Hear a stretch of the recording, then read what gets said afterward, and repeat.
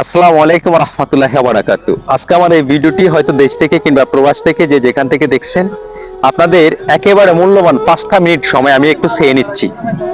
তো আপনারা যারা আমার এমডি নাজিম খান ফেসবুকের সাথে যুক্ত আছেন, আপনারা জানেন যে আমরা আজকে 2 বছর ধরে অসহায় এক আশাপুলকে কিডনি রোগে আক্রান্ত, তাকে মোটামুটি আপনাদের প্রবাসী ভাইদের একটু অনুদানে চিকিৎসা চলতেছে।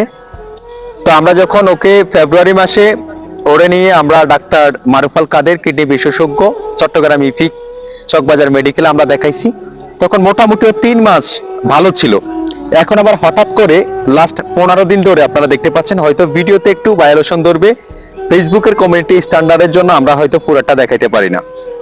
তো আমরা এই অসহায় আশাফুলকে নিয়ে ঢাকাতে উন্নত চিকিৎসার জন্য যাচ্ছি। অসহায় আশাফুলের এখানে পরিবারের নাম্বার দেওয়া আছে। আপনারা যদি আপনাদের মনে করেন যে অতিরিক্ত খরচ থেকে 5 টাকা 10 টাকা 20 টাকা করে যার যতটুকু সামর্থ্য আছে এই অসহায় আশাফুলের জন্য একটু অনুদান দেন, আমরা হয়তো এই অসহায় আশাফুলকে আমরা মোটামুটি ভাবে চিকিৎসা করাইতে পারবো। বারবার আপনাদের কাছে এসে চাই, আপনাদেরকে ডিস্টার্ব করি, শুধু চাই এর জন্য যে আপনারা মোটামুটি অনুদান দিয়ে মোটামুটি অসহায় আশাফুলের কোন রকম চিকিৎসা চলতেছে।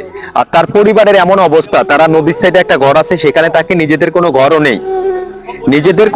নেই, কোন রকম তারা জীবনযাপন করে। তো এই অসহায় আশাফুলের পরিবারের দিকে তাকায়, এই অসহায় আশাফুলকে চিকিৎসার জন্য যার যতটুকু সামর্থ্য আছে একটু অনুদান দিবেন।